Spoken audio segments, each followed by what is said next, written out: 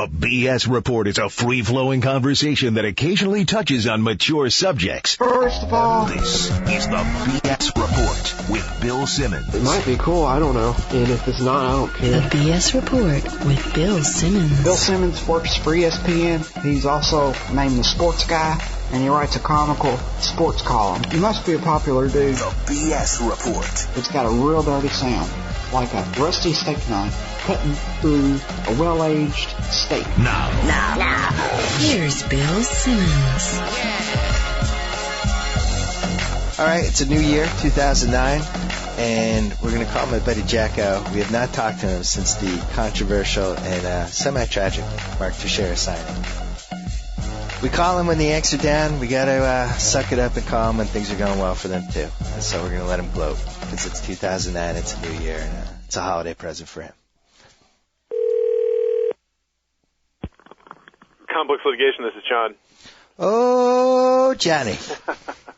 I didn't sound too excited when I answered the phone, did I?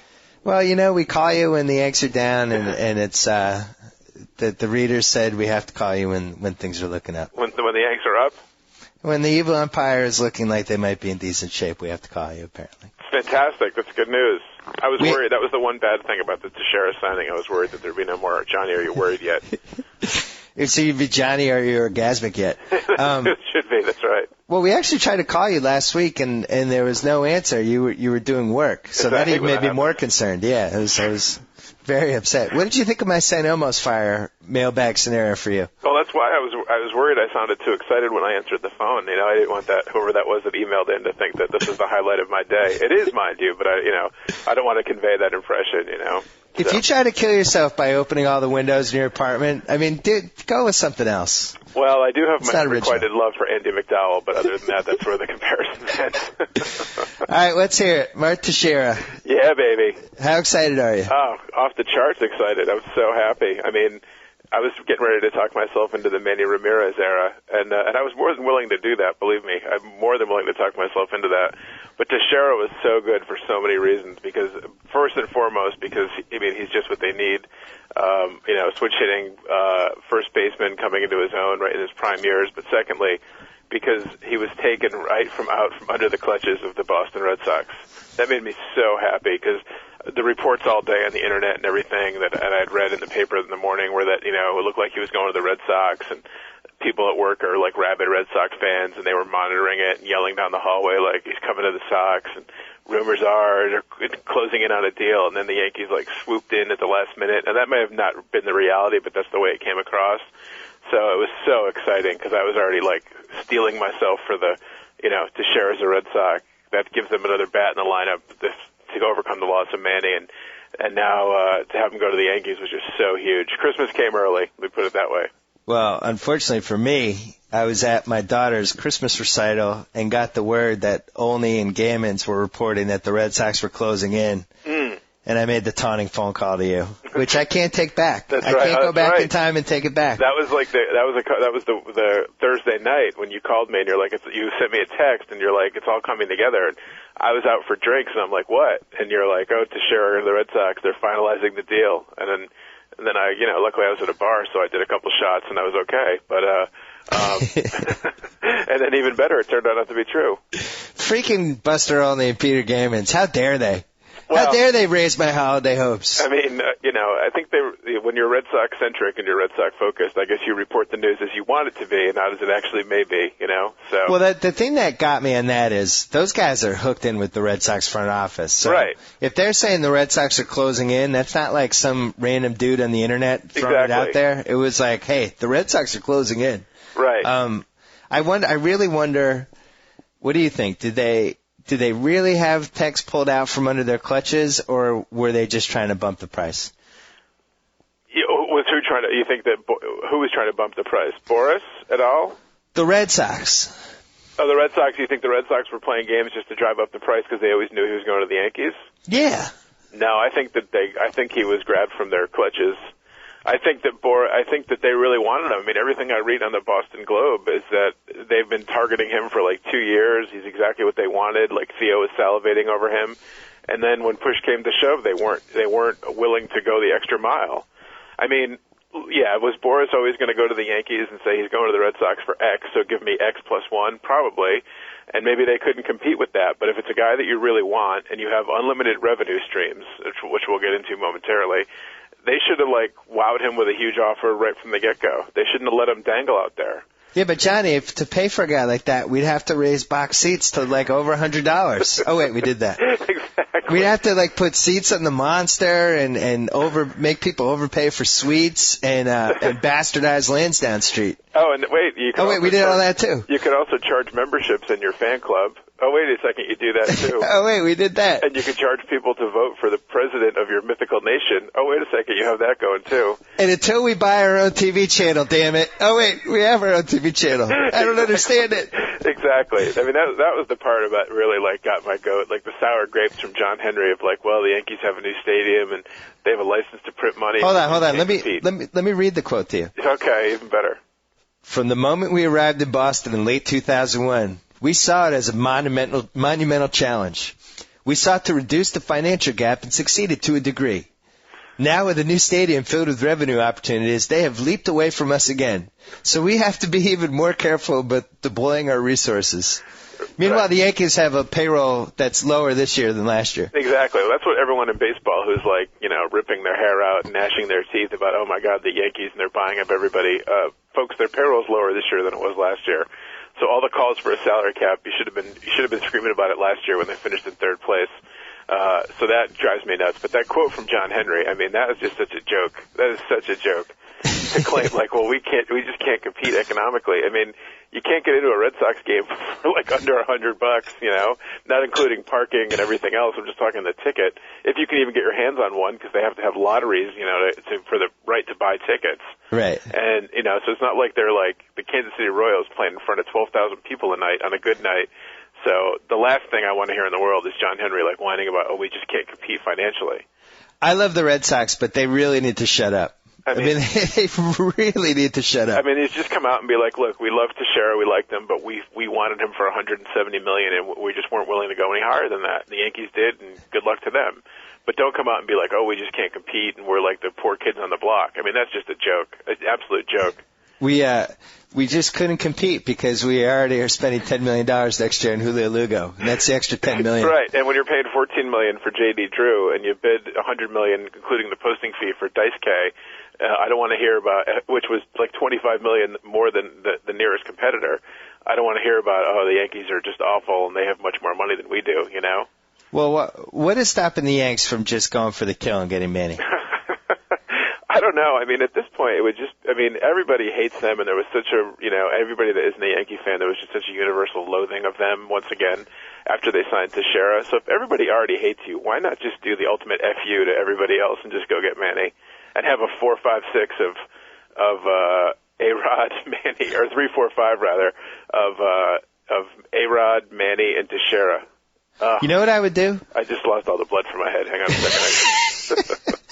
Well, I wrote about this in the mailbag. It's my worst nightmare if that's your 3-4-5. And the other thing, if they just said screw it and they gave Manny 2 years, $55 million, right, with incentives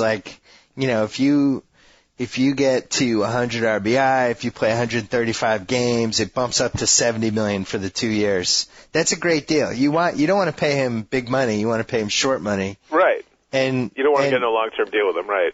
And, I know people think he has an IQ of about 73, and he probably does, but I do think he cares about numbers, and I think he's smart enough to realize his place in baseball history, and he's a couple big years away from potentially being the biggest or best right-handed hitter of maybe the last 50 years, yeah. And they whisper in his ear that you get to play against the Red Sox 19 times a year, and he's allegedly bitter towards them or whatever for not picking up his option or whatever it was he wanted them to do. So you whisper in his ear, you're in the AL East, you can stick it to the Red Sox. He grew up in the Bronx. It'd be huge. I also think there's a huge detriment part to it, and then there's a huge plus. The detriment is that he cannot handle the media and the constant attention. That's what he hated about Boston. He hated in Boston. He'd be getting the same thing in New York, right? On the flip side, I think he feeds off the fans, and we saw it happen with the Red Sox when he signed with them in 2001 and then intermittently through the 8 years. But, I think he would like stuff like him running to left field and when they do the thing where they change each guy's name. The roll call, yeah. I think he would love that. I think Manny would get like an enormous kick out of that and really like enjoy tipping his cap and. Oh yeah. And I think, if he's coming up with guys on base and he's so money with guys on base and the Yankee fans are really good fans and, at the game. They're smart at knowing how to inspire certain guys. And I think they'd really just get into rooting for him and carrying him. I'm terrified. I really hope, nothing would make me happier than the Giants for him. Just get him out. Just push him in San Fran. Why does he want to go out to San Fran and be out in obscurity? I mean, he'll put up huge numbers there and they would love him, but, I mean, it's not the same as the AL East or the East Coast, I don't get Anaheim in this whole thing. Well, I don't get, that's a good point. They signed Juan Rivera for 3 years, $12 million, who was on my Roto team last year and who is pretty mediocre. He's not, he's okay. He'll go 1 for 4 and knock in a run every once in a while. Right. And then Manny's available for a discount now, and they're like, hey, we're all set. We got Juan Rivera. Yeah, I know. I don't get it. What? It's almost like they know they can win the division with 84 games, 84 wins. What's an even bigger, and lose to the Red Sox in the playoffs. What's an even bigger question mark is why the Mets haven't jumped in with both feet on Manny. The Mets are going to they're going to a new stadium next year too. They have enormous revenue. They have their own network now too. I understand that the owners were involved in that, got snookered by that Madoff scheme or whatever, but I mean, they still have enough money to own the team. They're still getting money from Citigroup somehow to be Citi Field. How do they not go get Manny and make a splash in the tabloids and the back pages with another bat? I think it's the Madoff thing. They just don't have enough dough. They're keeping their dough close to the vest. Well, also, if you're a big city team, I think you realize that the Manny thing could really come up snake eyes. And he just might not like the city, and he might do what he did in Boston to some degree. On the other hand, he's still produced. You're the Mets. You're the JV team in New York. I mean, the Yankees are the Yankees won, and now they have all the headlines. And wouldn't you want to make some sort of a splash to kind of counteract that? And if you're a Mets fan and you live in New York and all you hear is everybody is probably just berating you with Yankee chants all the time about the Yankees, and they go get Sabathia, Burnett, and and Teixeira. I mean, wouldn't you want your team to do something? You're sitting there hey, we got K-Rod. How about that, huh? K-Rod, baby. He's only 26, allegedly, according to this document. We're in on Derek Lowe. How about that, huh? Hey, it's not quite the same splash, when Manny's sitting out there. Yeah, I agree with you. I think they should offer him 3 years, 80, and then I would spend another 10 on Pedro with a bunch of incentives for 2 more years, basically to be Manny's caddy. His buddy, they can hang out, right? Manny, the Pedro Manny thing was so underrated, and really when Pedro left, that led to a lot of the problems Manny had in Boston. I just think he knew how to lift them. And, in 2005, my whole theory, which has never been proven, was that Pedro tried to sabotage it in 2005 and was calling Manny and getting him mad, and Manny just inexplicably went off the deep end. If I owned a baseball team, I would pay Manny Ramirez whatever he wanted. I just think that he's just a deadly hitter. I mean, he killed the Yankees for years. And earlier at the beginning of this season, they played the Red Sox, and the Red Sox, he did something. He hit 2 home runs, or he just they tried to pitch around him, and he still hit it out. And I came into work, and I'm like, if he's a free agent, the Yankees have to get him. Whatever it takes. He's the best hitter in baseball. I understand the baggage. He's going to quit and have fake injuries, and he wants a week here and a week there off. I understand all that. I understand that he's like a child in a man's body, but he proved it in the playoffs for the Dodgers. He is a deadly freaking hitter. You cannot pitch to him. Why would you not want that guy on your team? He got on base 24 of 36 times in the playoffs. I mean, and he put the Dodgers single-handedly on his back and carried them into the playoffs. I mean, what did he hit, 430 or something ridiculous? Yeah. I mean, the guy's a deadly hitter. They tried to pitch around him when they played the Cubs, and he still hit it out. Well, here's my silver lining, regardless of whether the Yanks get Manny or not. According to Peter Gammons, only twice in the past 30 years has a team won the World Series with a $100 million plus payroll. The 2004 and 2007 Red Sox. Really? See? Now that's a dubious stat because nobody ever had a $100 million payroll until 5 years ago. Right. So basically you have a 40% chance according to that stat. But I like the last 30 years. Yeah, that's good. In 1976, probably every team combined had a $100 million payroll. Maybe not even that, but yeah. Right. I think Gammons was rationalizing a little bit there. Big time. But, you know, it's not really a harbinger? Harbinger. What's that? Harbinger. Why? How could somebody who has a high IQ like myself mismangle so many words? I don't know. And remember, like, ever since you've known me, have I ever sang a song correctly? Have I ever gotten the lyrics right, ever? No, it's one of the things you're legendary for. Well, your single favorite thing was watching me shave. Do that too, and look in your wallet. Yeah. And get something from your wallet. No, it's not shaving. It was putting on shaving cream. When we were together for your bachelor party and we were staying in the same hotel room and I shaved, you were furious that I put on the shaving cream without telling you first. Yeah, because somehow you put on shaving cream and somehow your forearms are involved in the application, which mesmerizes me for some reason. This sounds a little homoerotic, but I love to watch you shave and put on shaving cream. Well, I'm an idiot. I'm not going to lie. I'm the worst shaver ever. Somehow, like, the heels of your hands and your forearms are involved in putting on shaving cream. It's comedic to look at. I use 5 times as much shaving cream as I have to, and I cut at least 3 parts of my face every time I shave, no matter how good the razor is. Your entire head is covered in shaving cream. And somehow you've put it on with, like, your elbows. It's exciting. It's exciting to see. The thing is, I've actually gotten better. Now I'm only, like, incompetent. Before I was, like, just a complete idiot. Now that your wife, you have a wife, I'm sure she steps in and has helped you in these areas, Yeah. So. 25 years of practice has been pretty good for me. Good to catch up. That'll get to you, too. Yeah, that's right. Hey, how's married life? It's good. It's good. Yeah, tomorrow's my 1-month anniversary. So they said it wouldn't last. Any differences in life in general? No, not so much. No. It's good. It's good so far. Yeah, no complaints. I still haven't gotten you a wedding gift. No, that's all right. But you know what, though? You're going to fly out here for March Madness. No, definitely. You can get me a Teixeira jersey. I'm sure my wife would love her Teixeira jersey. What number is he going to wear? I don't know. I think it gets announced tomorrow. That's what I'm curious about. He grew up as a Mattingly fan, but Donnie Baseball's number is retired, of course. So he was a fan of the Hitman, eh? He was a fan of the Hitman. Yeah, that's why he wears number 23 allegedly. Even though he grew up in Baltimore. I called House yesterday because he lives in Washington. I was dumbfounded that the Nationals didn't end up with him because the guy was from there, and they have all this money. And, ever since the Nationals got that team, we've heard that as soon as they build the stadium, they're going to be this big-time player. And it's not only they're not a big-time player, it's almost a disaster. It's weird. How does baseball not work in Washington?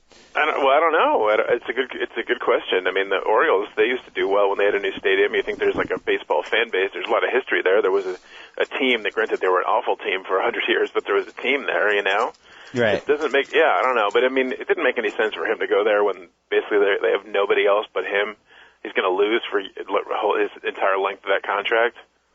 And on the other hand, you could be the man. You're the guy. I guess. Yeah, and you're in the NL.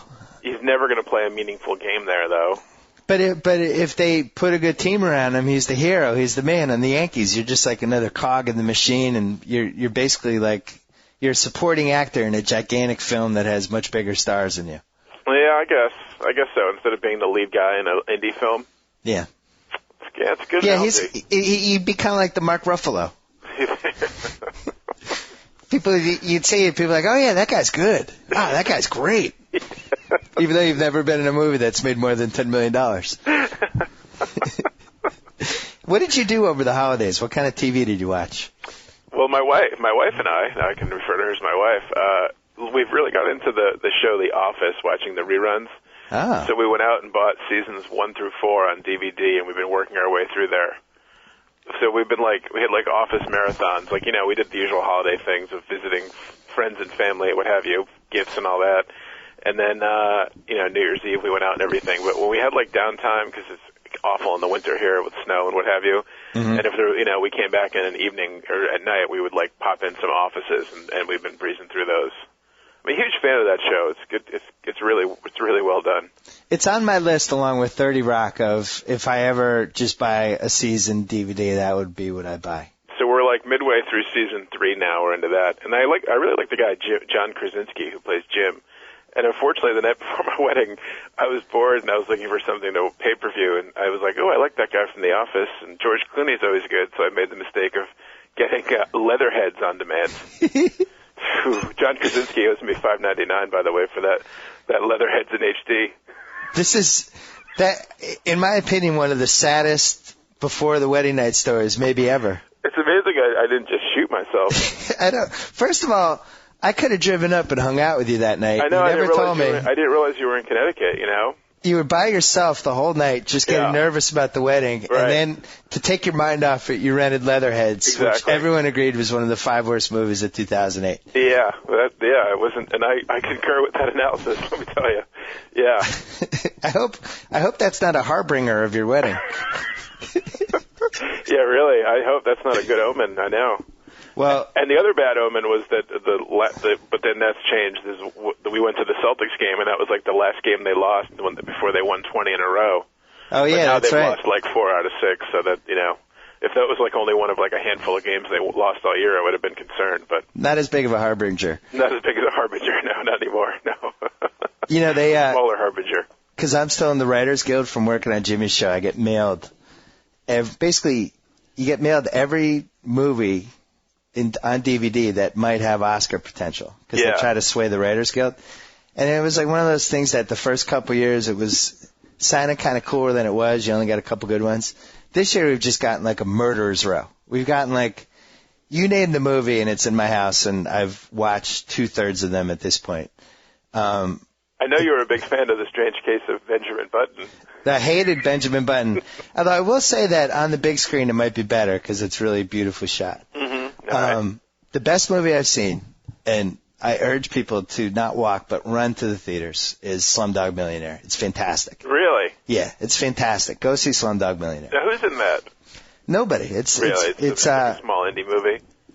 Not even a small indie movie. It's a small India movie. Really? Yeah, it's set in India. India? Oh, India. Oh, yeah. Yeah. I don't want to spoil anything about it. It's just great. It's really well done. You have no idea where it's going, and I just thought it was outstanding. I mentioned this in a column. The Reader, I wouldn't go see in the theater, but I would definitely rent. All right. Or either rent or just watch it when it's on cable. I thought that was good. Well, The Reader, yeah. The Reader, Kate Winslet gets naked in that one, right? Yeah, the New York Post actually quoted me. I know, it was exciting. I was really, really fired up. Page 6. We watched The Changeling with Angelina Jolie, which was surprisingly good. Really? Yeah. It was, I really didn't know the story, and I just knew it seemed like it was one of those long period pieces. My wife wanted to go see Marley and Me, and thankfully I escaped that like Harrison Ford in The Fugitive. And then I was like, we were thinking about going to the movies, and I'm like, what about Valkyrie? Because I like history, and then I'm like, do I really want to see Tom Cruise pretend to be like a German for 2.5 hours? Oh, I mean, I'm like, I think the DVD will probably be good enough for Valkyrie. I don't think I need to see that in the theaters. So what'd you see? We didn't end up seeing anything. I popped in a couple more offices, but I was happy that I avoided the Marley and Me. Well, talking about Valkyrie, somebody I trust very much, who I'm not going to name, told me that it is one of the unintentionally funniest movies of all time. Really? And it surpassed Cocktail as the defining ridiculous Cruise performance. Just looking at the commercials or the previews, I'm like, this could be like a really good movie, like somebody that could you could reasonably conceive as being German. Yeah. But Tom Cruise, I don't think there's going to be a moment in that movie when I'm not like, oh, there's Tom Cruise, he's going to kill Hitler, Well, that's apparently the great thing, is that he doesn't even attempt the German accent. He's just Cruise. He puts on the uniform and the eye patch. I got to be honest, I'm going to go see it this week because it just sounds, he's basically Cocktail Tom Cruise and Top Gun Tom Cruise, but as a German SS officer trying to kill Hitler. They should have called it like Valkyrie, Maverick kills Hitler. Der Maverick. Yeah, it just sounds phenomenal. But I got a confession. I took my daughter to see Marley and Me. Really? Yeah, because our dog is. I know. Well, that's the close. thing. That's a rough one there. Because it was rough. I kind of know what happens to the dog at the end. And, look, if it's a movie about a dog and it spans the course of the dog's life, the dog's going to die in the end because dogs die. Yeah, that's true. So needless to say, I got choked up. I can imagine. And isn't it? Well, it's not a golden retriever though, right? No, it's like a white lab. It's close enough though. But I got choked up. And I don't remember the last time I got choked up in a movie theater, but I held it in pretty well. Like it was like, it was like Tom Cruise in Top Gun after he finds out Goose is dead and the wife comes to see him. Yeah. And his face makes all those contortions, but he doesn't totally break down. Right. That's kind of me during the movie. That's good, because, you don't want your daughter to lose all respect for you by stopping in the movie theater, My daughter's 3.5, so maybe I overestimated her intelligence with the whole thing. So we've told her that our dog's going to the moon. That's been so she thinks when the Deuce leaves, she's going to this better place, which is a nice way to handle it, and so it's better on the moon, all that stuff. Sure. But in the movie, they put Marley to sleep, and they do it in the doctor's office, which is how you do it with the dogs. Sure. So she didn't quite get it. It just kind of, to her, it looked like Marley was asleep. So then at the very end, there's like a flashback, and I don't care if this is spoiler alert. I mean, screw it. The dog dies. I'm not spoiling the movie for you. It's like in Titanic, the boat sinks at the end. Yeah, the boat sinks in Titanic. So at the end of the movie, Owen Wilson drives up to his house, and he looks in the window, and he sees Marley for a second. It's kind of as the flashback. Right. And so my daughter got all confused. And was like, oh, he's alive! Like, she's all excited. God. And then he looks in the window again, and Marley's not there. Right. So now she's confused. So the movie ends, and I'm carrying her out, and I'm, like, already choked up. And she looks at me, and she's got, like, the most innocent face ever, and she goes, what happened to Marley? Like, just totally and I just lost it. I started crying. I don't remember the last time I cried. I think it was, like, Len Bias. So I'm carrying her out the movie theater in the Grove, and I'm crying, and she's going, "What's wrong with your face? Why are you doing that?" And I can never go back to the Grove again. It's over for me in the Grove. I actually almost think they were going to arrest me because they didn't know why this person making the Tom Cruise trying not to cry face was carrying this little child, a confused child who didn't understand what's happening, and I it's outdoor mall. It's crowded, and it was really the most humiliating moment of my parenthood so far. I wish you had been in page 6 for that rather than for their quote about Kate Winslet's movie. If it was like a blind item, like someone saw ESPN.com's Bill Simmons break down with a small child sobbing at the movie theater, sobbing, uncontrollable racking heaves. Well, I don't think they'd recognize me because I have like a 6-week beard right now. Oh, right, you had the beard for my wedding, yeah. But the moral of this story is this: if you have a dog that's dying, do not see Marley and me. Yeah, under any circumstances. Or if you go, put like one of those hoods on afterwards, like Jason used to wear in front of the 13th, so nobody could see your face. Because I honestly, I think I'd have to go back to Len Bias. Really? You must have got a little misty when the Red Sox won in 2004. No. Yeah. Not like outright sobbing or anything, no. Did you get a little choked up at my wedding? Well, because I knew I couldn't have you at that point. Did you get choked up at your own wedding? I don't recall.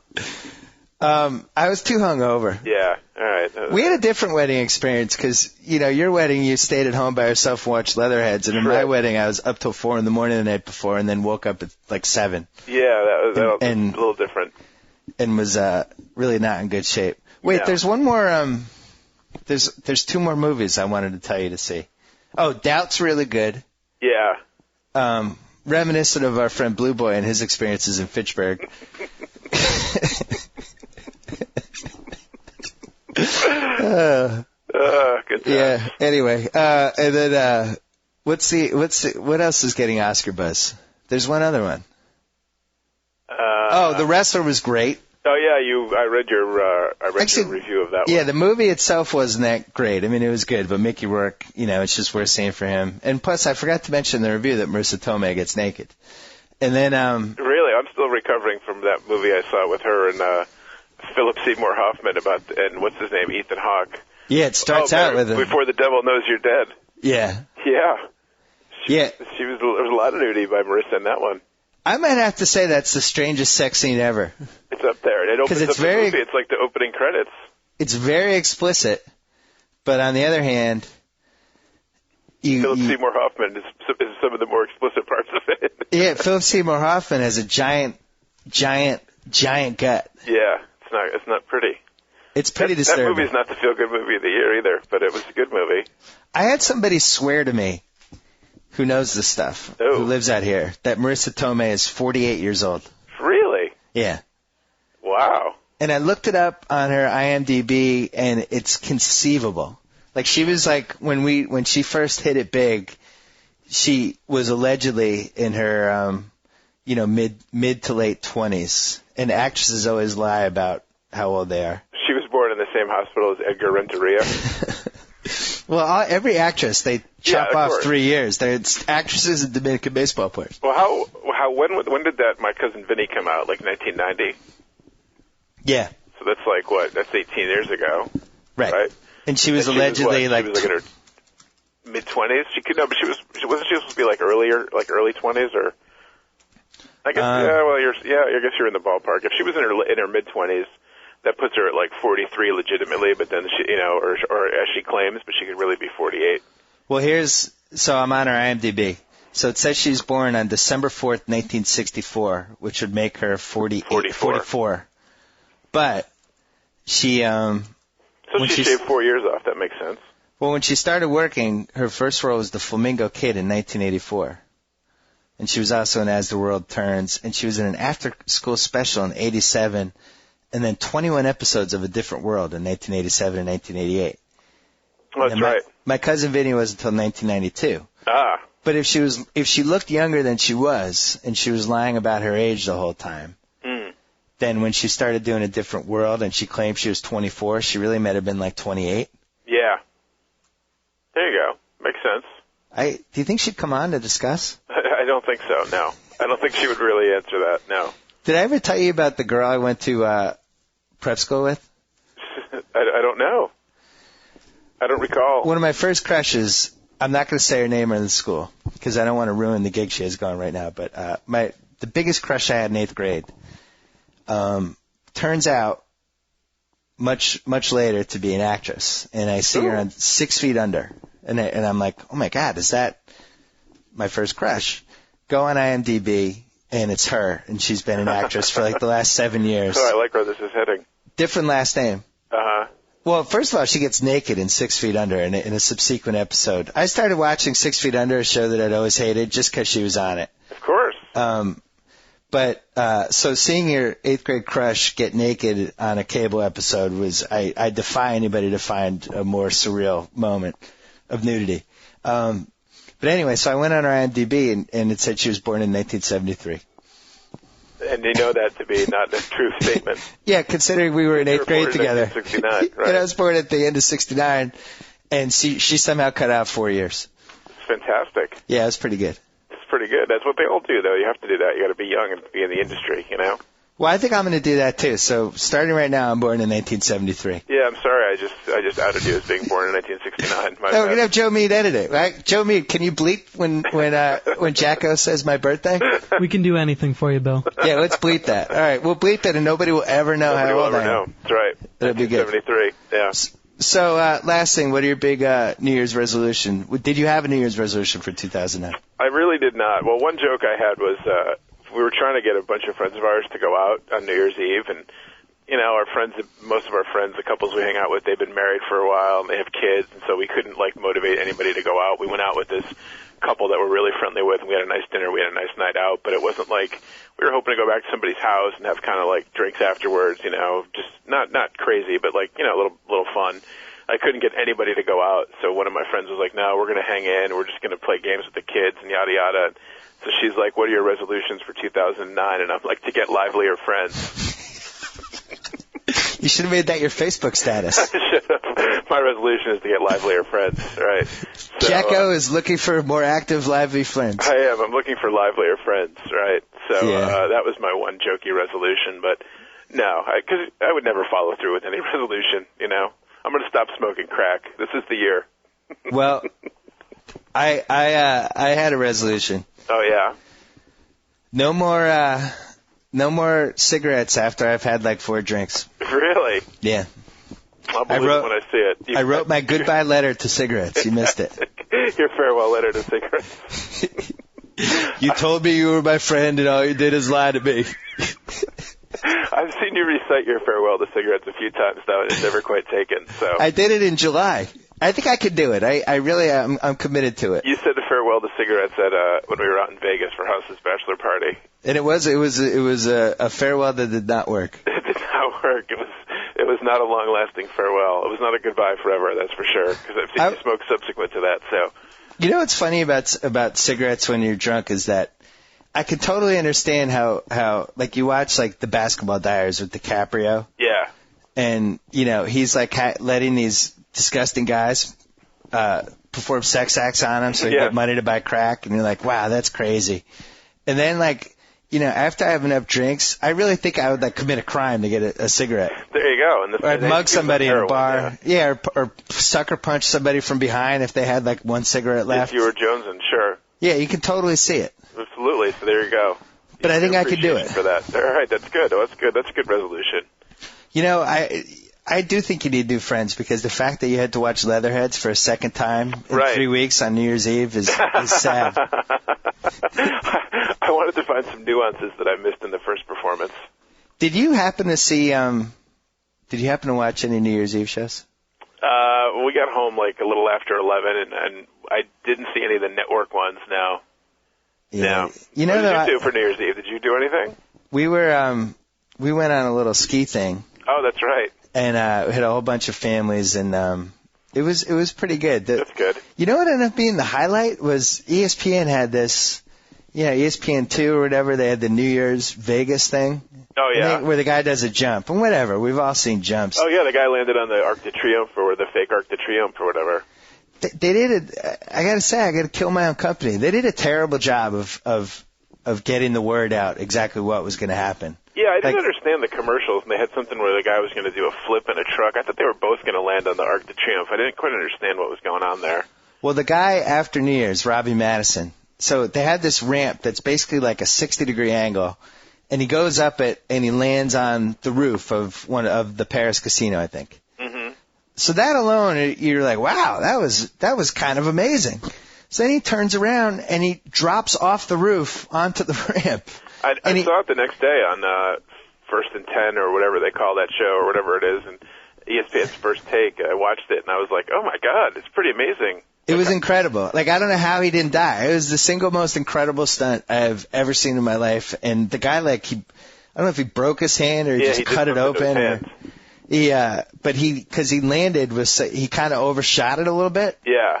And he landed with such force. But then you see the replay, and you're like, this guy easily could have just tumbled over and just died on national TV. I mean, the thing with, like, Evel Knievel was he would jump amazing things, like buses or what have you, like jumping a huge amount of things, but nobody ever, then it was just like landing, which was always the hardest part for him, like on some ramp or something, which is hard enough.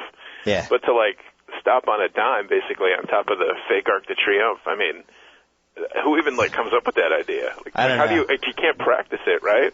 We're headed for a tragedy because they're going to have to keep topping this stuff. And this is I don't know how you top this one. I don't know how he did it. The only thing with the Evel Knievel back in the day was that the motorcycles were like mopeds. Yeah. It's like the fact that he was doing that with like the 1970s equipment. Now the bikes are so much better and they have better shocks and all that stuff. Yeah, and he was kind of like just this guy from wherever he was from, Montana or someplace. It was just like, this guy, whoever the professional guy is, he probably has like a huge crew and everything, and, they use like engineering and computers to set everything up. Evel Knievel was like some guys with plywood and a hammer, like, build me a ramp, Evel had one jump. I was like a secret Evel junkie growing up. Yeah. Evel had one jump where he landed and his bike just basically disintegrated. He just went in 40 pieces, and he didn't even crash. He just went to the ground because there was no bike left. Oh, my God, yeah, that's insanity. But, yeah, this was – I can't believe I'm going to say this, but this was a rare case of ESPN not promoting something enough. Really? Yeah, it was really – it was – if you can go online and see it, you'll understand what I mean. Oh, I saw the – yeah, I'll have to go watch it again on YouTube or something, but – yes, go watch it. I saw the highlights. It was good. Johnny, best of luck in 2009. Thanks, buddy. Congrats on seizing the upper hand in the Yankees-Red Sox rivalry, and we're coming at you. We're going to get Pujols in 2 months. All right, excellent. Good to know. Actually, not 2 months, in June or July. That's my whole plan. All right. What do you think of that plan?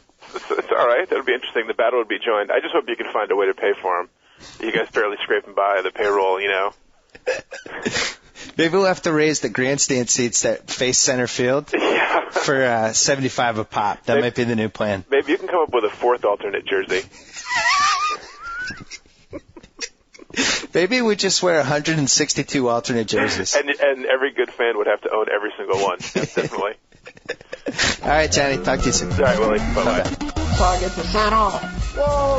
Thank you for downloading the B.S. Report with Bill Simmons. Too much fun. Check out more podcasts at the iTunes Music Store or at Pod Center at ESPNradio.com. Peace out.